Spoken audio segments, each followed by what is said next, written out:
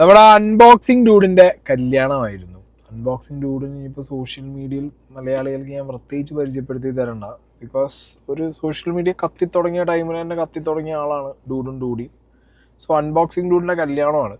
അപ്പോൾ കല്യാണം നടന്ന ടൈമിൽ കുറച്ച് റീലും കാര്യങ്ങളും ഈ പറഞ്ഞ അൺബോക്സിംഗ് ഡൂഡിൻ്റെ ചാനലിലല്ല, അല്ലാതുള്ള ഇവിടുത്തെ ഓൺലൈൻ മീഡിയാസിൻ്റെ ചാനലിലൊക്കെ ഷോർട്സും റീലൊക്കെ ആയിട്ട് വന്നിട്ടുണ്ടായിരുന്നു. അപ്പോൾ ആ ടൈമിൽ ഈ മഹർ റിലേറ്റഡ് ആയിട്ട്, ഓക്കെ, മുസ്ലിങ്ങൾക്ക് മഹർ കൊടുക്കുന്നൊരു പരിപാടികളല്ലോ. അപ്പോൾ അത് റിലേറ്റഡ് ആയിട്ട് ഉസ്താദ് ഇങ്ങനെ ഇരുന്നിട്ട് ചെക്കൻ്റെ കൈ പിടിച്ചിട്ട് പെണ്ണിൻ്റെ ഉപ്പ പറയുന്നൊരു സംഗതിയുണ്ട്. ഇതങ്ങോട്ട് കത്തി. ഓക്കെ, ഞാൻ ആദ്യം തന്നെ ആ റീലോടെ പ്ലേ ചെയ്യാം. 4 ലക്ഷം രൂപ വില വരുന്ന ഡയമണ്ട് ആഭരണം മഹർ പ്രകാരം താങ്കൾക്ക് ഹലാലായ ഭാര്യയാക്കി ഇണയാക്കി പൊരുത്തപ്പെട്ട് തന്നിരിക്കുന്നു.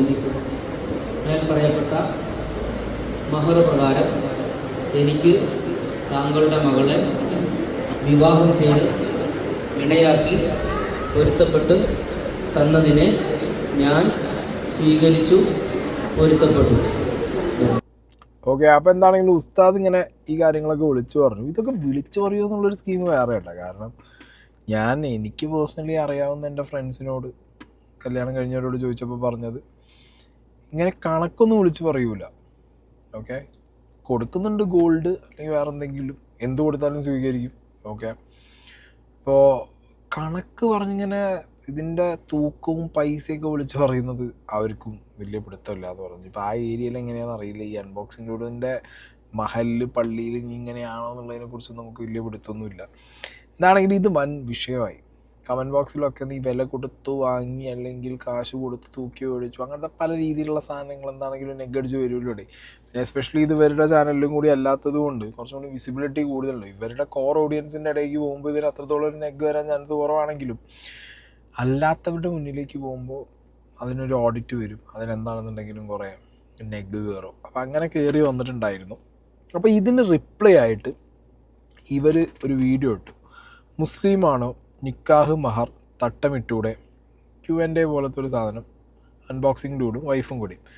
ഈ തട്ടം റിലേറ്റഡ് മുസ്ലിം സംഗതി ഇതൊക്കെ ഇവരുടെ വീഡിയോനിടയിൽ കാലാകാലങ്ങളായിട്ട് ഞാൻ തന്നെ ഇതൊക്കെ എടുത്ത് റിയാക്ട് ചെയ്തിട്ടുമുണ്ട്. ഓക്കെ, ഒരുപാട് പേര് ഡിസ്കസ് ചെയ്യുന്നുണ്ട്. ഈ മുസ്ലിമാണോ തട്ടം ഇട്ടൂടെ, നരകത്ത് പോകുമ്പോഴേ മറ്റേ നരകത്തിലെ വിറകുള്ളി, അങ്ങനത്തെ കുറേ സാധനങ്ങൾ ഇവരുടെ വീഡിയോനിടയിൽ കമൻറ്റ് ബോക്സിൽ വരുന്നതാണ്. സോ അതെന്തായാലും അവിടെ ഡ്രോപ്പ് ചെയ്യും. ഈ വിഷയം നിക്കാഹ് മഹർ, ഈ വിഷയമാണ് കൂടുതലായിട്ട് അവർ പറയുന്നത്. എന്താണെങ്കിലും അവർ പറയുന്നത് നോക്കാം നമുക്ക്. എക്സൈറ്റഡ്. അപ്പം ആദ്യത്തെ ക്വസ്റ്റ്യനിലേക്ക്, ആദ്യത്തെ കോൺട്രവേഴ്സി കേസ്. എൻ്റെ പൊന്നെ, ഇൻസ്റ്റഗ്രാമും യൂട്യൂബിലൊക്കെ എന്താണ് അൽഫി, എന്താണ് സംഭവിക്കുന്നത്? അത് ആക്ച്വലി അത് നമ്മളിട്ടത് കൊണ്ടല്ല, നമ്മളല്ല ഇട്ടത്, വേറെ ആരൊക്കെ ഇട്ടതിലാണ്.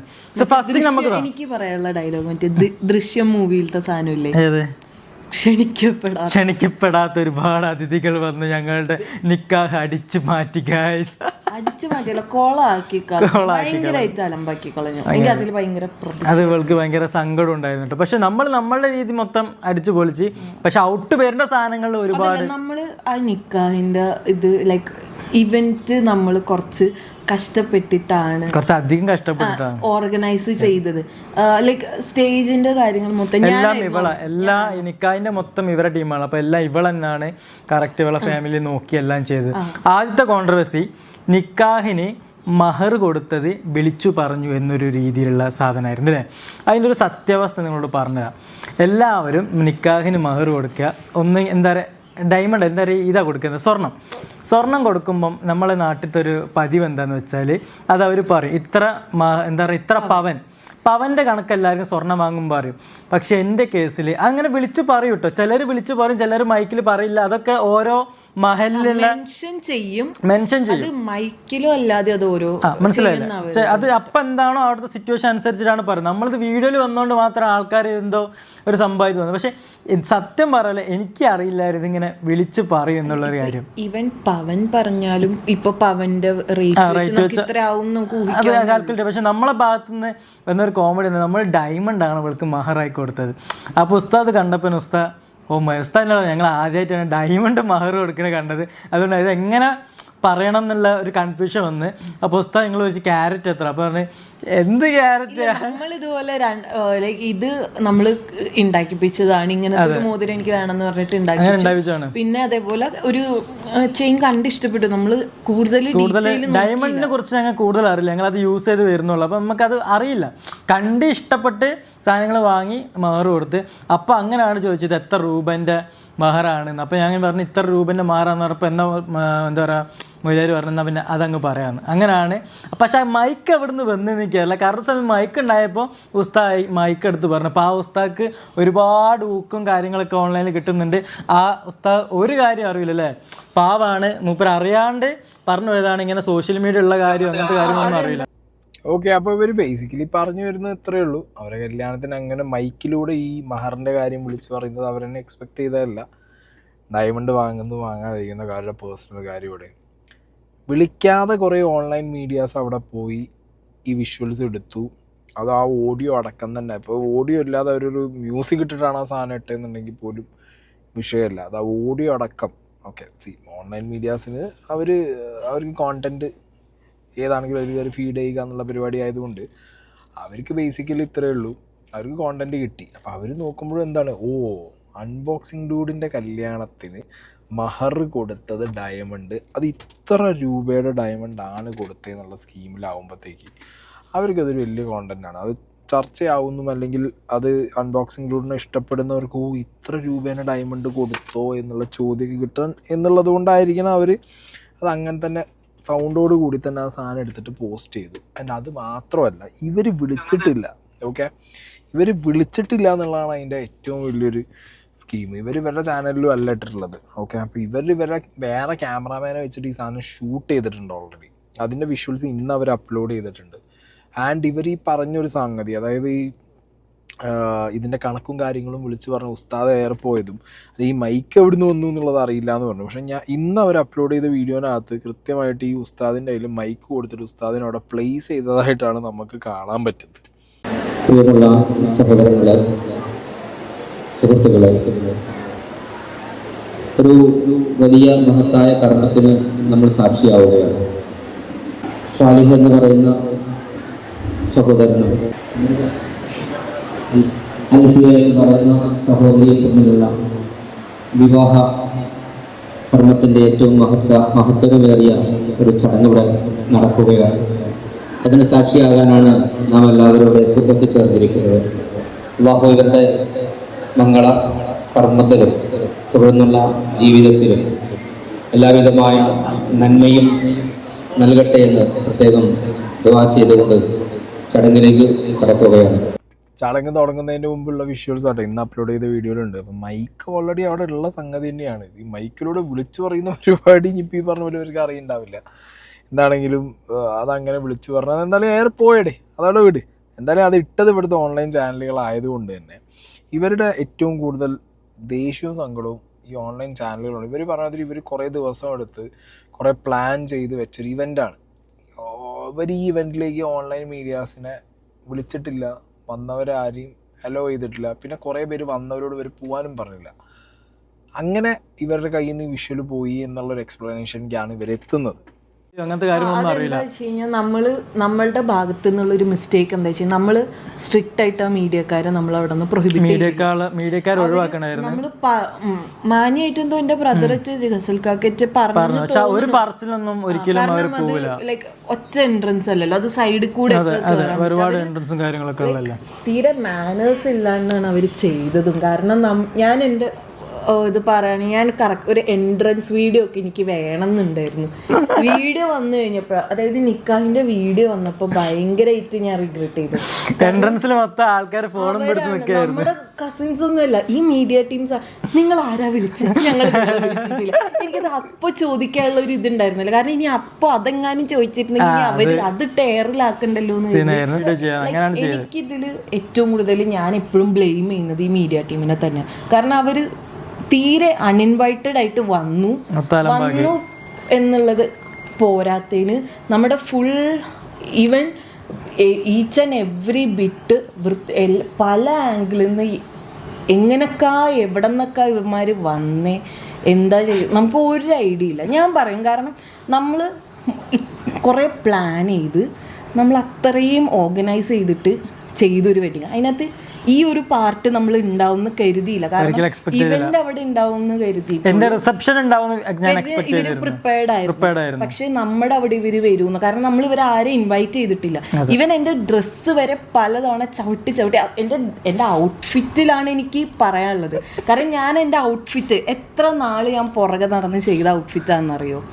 ആ ഔട്ട്ഫിറ്റിന്റെ താഴത്തെ പോർഷൻ ചവിട്ടി, ലൈക്ക് ലിറ്ററലി ചവിട്ടിയിട്ട് അതിന്റെ ചുറ്റുള്ള ബീച്ചൊക്കെ പോയി. 3-3.5 മാസം കഷ്ടപ്പെട്ട് ക്രിയേറ്റ് ചെയ്ത, പക്ഷെ ആ ഔട്ട്ഫിറ്റ് ഞാൻ കുറെ നാള് മുന്നേ വർഷങ്ങളായിട്ട് ഡ്രീം ചെയ്തിട്ടുള്ള ഒരു കളറും ഔട്ട്ഫിറ്റ്. ആൾക്കാർ വന്ന് ചവിട്ടുമ്പോൾ ആർക്കായാലും അത് ചവിട്ടിന്റെ തല, ലൈക്ക് ഹെഡ് വെയിലൊക്കെ ചവിട്ടേന്റെ എപ്പോഴോ ഏതോ ഒരു ടൈമിൽ എൻ്റെ മുടിയൊക്കെ വലിഞ്ഞ് എന്നെ കണ്ണീന്ന് പൊന്നീച്ച പറഞ്ഞു പോയിട്ടുണ്ട് 2 വട്ടം. കാരണം എത്ര 20-22 കിലോ നട്ടല്ലേ, അത്ര വെയിറ്റ് ഉള്ള സാധനമല്ല. അത്ര വെയിറ്റുള്ള ഡ്രസ്സാ കേസ് ഇവർക്കൊക്കെ ഉണ്ടാവുക, നമ്മളെ മാതിരില്ല. നമ്മളതൊക്കെ കുറച്ച് പരിപാടികൾ.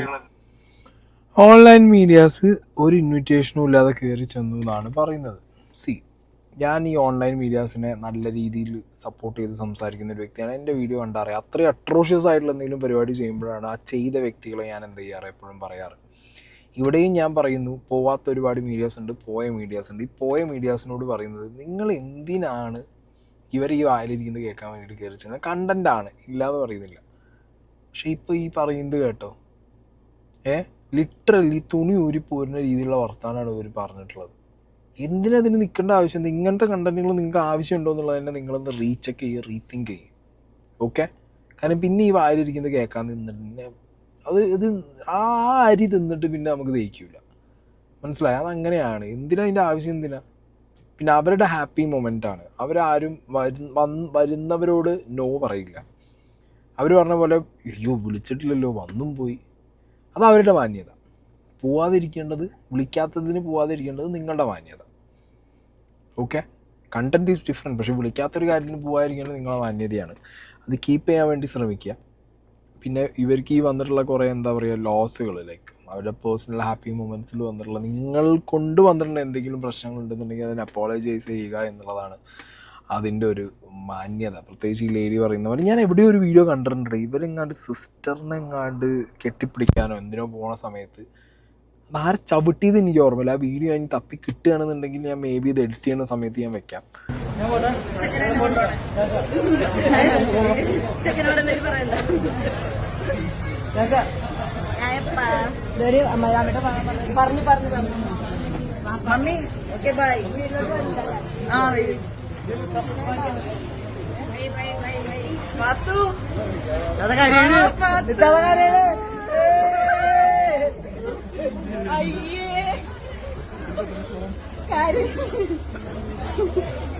ആരെന്റെ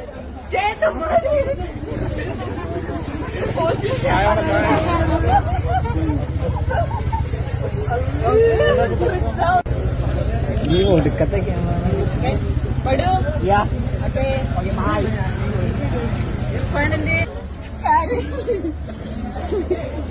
ആരെന്റെ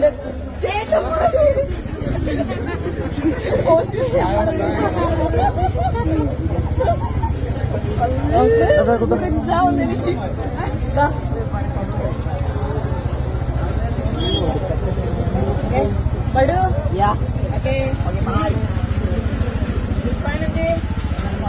Finally. Amar kaka. Okay.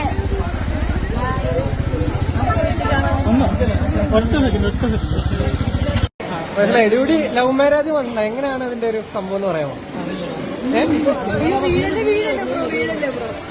ആ ഒരു പ്രണയം ഒന്ന് പറയാമോ? തുറന്ന് നമ്മള് നിങ്ങൾ ആദ്യം ഇങ്ങനെ കണ്ടുപിടിക്കുന്നില്ലേ? അതൊക്കെ ഓൾറെഡി ഇമ്പോർട്ടൻ്റ് കൊടുത്തിട്ടുണ്ട്. അല്ല അറിയാത്ത ആൾക്കാർക്ക് കൊടുത്തത് അത് വലിയൊരു സ്റ്റോറിയാണ്. എങ്ങനെ പെട്ടെന്ന് പറയാ, ഞങ്ങൾ ഫ്രണ്ട്സ് ആയിരുന്നു, അങ്ങനെ കുറച്ച് കഷ്ടപ്പെട്ട് വിളിച്ചതാണ്. ഞാൻ പറഞ്ഞ് ചെയ്യാണ്ട് പോട്ടെ പ്ലീസ്. പിന്നെ ഇപ്പോൾ ഇവർ ഈ പറഞ്ഞതിൽ ഇവരുടെ ഈ ഇവൻറ്റിൻ്റെ ടൈമിൽ ഞാൻ പറഞ്ഞല്ലോ, ഇവിടെ ഒരു വീഡിയോ ഞാൻ പ്ലേ ചെയ്യാം. കുറേയധികം മീഡിയാസ് ഉണ്ട്. ആൻഡ് ഇവർ ഒരു എൻട്രി ചെയ്യുന്ന സമയത്തും ചുറ്റും മീഡിയാസും കാര്യങ്ങളൊക്കെ ഉണ്ട്. സോ മീഡിയ കാരണം ഇവർക്ക് എന്തെങ്കിലും അലമ്പും പ്രശ്നവും വന്നിട്ടുണ്ടെന്നുണ്ടെങ്കിൽ അത് പറയുന്നതിൽ എനിക്കൊരു തെറ്റും പറയാനില്ല. ഓക്കെ, കംപ്ലീറ്റ്ലി അവർ പറയുന്നുണ്ട് അൺഇൻവൈറ്റഡ് ആയിട്ടാണ് ആൾക്കാർ പോയിട്ടുള്ളത്. സോ അവർക്ക് പ്രശ്നങ്ങൾ നേരിടേണ്ട ഒരു അവസ്ഥ അവർക്ക് വന്നിട്ടുണ്ട് അവരുടെ ഹാപ്പി ഡേയിൽ എന്നുണ്ടെങ്കിൽ അതിൻ്റെ റെസ്പോൺസിബിലിറ്റി ഏറ്റെടുത്ത് നിങ്ങൾ നാളെ മുതൽ ഇങ്ങനത്തെ പരിപാടികൾക്ക് പോവാതിരിക്കുക, വിളിച്ചില്ലെങ്കിൽ പിന്നെ പോവാതിരിക്കുക, ഇത്രേ പറയാനുള്ളൂ. പിന്നെ ഇവർ ഇന്ന് അപ്ലോഡ് ചെയ്ത വീഡിയോയിൽ ഒരു പോർഷൻ പറയുന്നുണ്ട്, വിചാരിച്ചതിലും റഷ് ഉണ്ടായി. കാരണം രാവിലെ 3:30 എണീറ്റ് മേക്കപ്പ് ആർട്ടിസ്റ്റ് വന്നു, പിന്നെ അത് കഴിഞ്ഞ് നിങ്ങൾ ഫോട്ടോസിനൊക്കെ വന്നു. അപ്പോൾ ലൈക്ക് ഭയങ്കര ചൂട്. കല്യാണം കഴിച്ചൊരു എക്സ്പീരിയൻസിൽ പറയാണ്. ഇപ്പൊ 3-4 മണിക്കൂറായില്ല കല്യാണം കഴിഞ്ഞിട്ട്. ഇന്റിമേറ്റ് വെഡിങ് ആക്കുക ഒരിക്കലും ഞങ്ങൾക്ക് ഇന്റിമേറ്റ് വെഡിങ് നടത്തണം ആഗ്രഹം ഉണ്ടായി. പക്ഷെ പാരന്റ്സ് പറഞ്ഞ് മനസ്സിലാക്കാൻ കുറെ കാലങ്ങൾ കുറെ സമ്മതിച്ചു, കുറെ കൺവിൻസ് ചെയ്യാൻ ശ്രമിച്ചു, പക്ഷെ ഫെയിൽഡ് ആയിപ്പോയി. നടന്നില്ല. നിങ്ങളുടെ ലൈഫിൽ മാരേജ് ഉണ്ടെങ്കിൽ ഡു കണ്ടോ. അപ്പോൾ അവർ തന്നെ ഭയങ്കരമായിട്ട് കല്യാണത്തിൻ്റെ ആ ദിവസം തന്നെ അവർ ഭയങ്കര സ്ട്രെസ്ഡ് ആയിരുന്നു, കംപ്ലൈൻറ്റുകൾ ഉണ്ടായിരുന്നു അവർക്ക്. ഇൻറ്റിമേറ്റ് വെഡ്ഡിങ് അല്ലാത്തതുകൊണ്ട് തന്നെയുള്ള പ്രശ്നങ്ങളെക്കുറിച്ച് ഇവർ ആ ചെറിയൊരു പോർഷനിലാണെങ്കിലും സംസാരിച്ചു. സോ ഹൂഎവർ, ഞാൻ പറഞ്ഞല്ലോ മീഡിയ ഒരുപാട് ചാനൽസ് ഉണ്ട്, അവരുടെ ഉപജീവന മാർഗം എന്ന് പറയുന്നത് ഇപ്പോൾ ഈ പറഞ്ഞ പോലെ അവർ പോയി കണ്ടൻറ് എടുക്കുന്നതുകൊണ്ടാണ് റിയാക്ഷൻ ചാനലായി എനിക്കും അല്ലെങ്കിൽ എന്നെപ്പോലുള്ളവർക്കൊക്കെ കോണ്ടൻറ്റ് കിട്ടുന്നത്. അതൊക്കെ ഞാൻ പേഴ്സണലി റെസ്പെക്ട് ചെയ്യുന്നുണ്ട്. അവരുടെ ഒരു എഫേർട്ട് ഞാൻ കാണുന്ന ഒരാളാണ്, അതിനെ അപ്രിഷ്യേറ്റ് ചെയ്യുന്ന ഒരാളാണ്, മാക്സിമം അവരുടെ ഭാഗത്തു നിന്ന് സംസാരിക്കാൻ താല്പര്യമുള്ള ഒരു വ്യക്തിയാണ്. പക്ഷെ അൺഇൻവൈറ്റഡ് ആയിട്ട് എവിടെയെങ്കിലും പോയിട്ട് അവിടെ വല്ല സീനോ കാര്യങ്ങളോ ഒക്കെ ആയിക്കഴിഞ്ഞ് കഴിഞ്ഞാൽ അത് സീനടിയും, മനസ്സിലായ, അത് വിഷയമാണ്. പിന്നെ ഇപ്പോൾ ഈ പറഞ്ഞ പോലെ വെറുതെ ഇതിപ്പോൾ ഒരു വിഷയമായില്ല, കുറേ സ്ഥലത്ത് നിന്ന് ഇതിന് മുമ്പ് ഒരു കല്യാണത്തിൽ ഇതേപോലെ അവർ ആലിരിക്കുന്നത് കേൾക്കേണ്ട ഒരു അവസ്ഥ മീഡിയക്കാർക്ക് വന്നിട്ടുണ്ട്. സോ അത് എന്തിനാണത്, അതിൻ്റെ ആവശ്യമില്ലല്ലോ. ലൈക്ക് അവർക്ക് വേണ്ടേ, മീഡിയക്കാർ കൂടി ഉള്ളത് കൊണ്ടാണ് അവരുടെ കല്യാണവും ചടങ്ങുകൾക്കും കൂടുതൽ വിസിബിലിറ്റി കിട്ടുന്നത്. അങ്ങനത്തെ വിസിബിലിറ്റി അവർ ആഗ്രഹിക്കുന്നില്ല എന്നുണ്ടെങ്കിൽ പിന്നെ നിങ്ങൾ പോയിട്ട് കൊടുക്കേണ്ട ആവശ്യമില്ലല്ലോ. ബേസിക്കലി അത്രേ ഉള്ളൂ. എന്താണെങ്കിലും ഈ മഹർ റിലേറ്റഡ് ആയിട്ടുള്ള കോൺട്രവേഴ്സി അത് അവർ ശരിക്കും അവർ വിചാരിച്ച്, കാരണം അവരുടെ ഭാഗത്തു നിന്നുള്ള ക്യാമറാമാൻ മാത്രമായിരുന്നു എന്നുണ്ടെങ്കിൽ അത് പുറത്തു വരില്ലായിരുന്നു, അതങ്ങനെയാണ്ട് പോയിട്ടുണ്ടാവും. പക്ഷെ ഇപ്പോൾ ഇതിങ്ങനെ മീഡിയയിൽ ഇങ്ങനെ പബ്ലിക്കായിട്ട് വരുന്ന സമയത്ത് സോഷ്യൽ മീഡിയയിൽ ഡെഫിനറ്റ്ലി അതിനൊരു ഓഡിറ്റിങ് നടക്കും. ആൻഡ് കൊടുക്കേണ്ടത് അവൻ കൊടുത്തു, റിസീവ് ചെയ്യേണ്ട അവർ റിസീവ് ചെയ്തു. അത് കഴിഞ്ഞിപ്പോൾ നാട്ടുകാർക്ക് മതം പറഞ്ഞ് ഛർദ്ദിച്ച് ഇപ്പോൾ ഈ പറഞ്ഞ മാതിരി അൺബോക്സിങ്ങിൻ്റെ കൂടെ ആണ്, തലയിൽ തട്ടമില്ല, അങ്ങനത്തെയൊക്കെ സീനിൽ നിങ്ങൾക്ക് ഈ പറഞ്ഞ മാതിരി ഇരുന്ന് മതം പറയാനാണെങ്കിൽ പറഞ്ഞു. അവരുടെ ലൈഫ് അത്രയും അടിച്ചു പൊളിച്ച് അവരിഞ്ഞ് ഇപ്പോഴും കോണ്ടൻറ്റ് സാധനങ്ങളൊക്കെ ഇട്ട് ഹണിമൂൺ എന്നൊക്കെ പറഞ്ഞാൽ അവർ പോകുന്നുണ്ട്. മതവും കോൺട്രവേഴ്സി ആയിട്ട് മുന്നോട്ട് പോകുന്നവർക്ക് ആ വഴിക്ക് അങ്ങനെ പോവാം.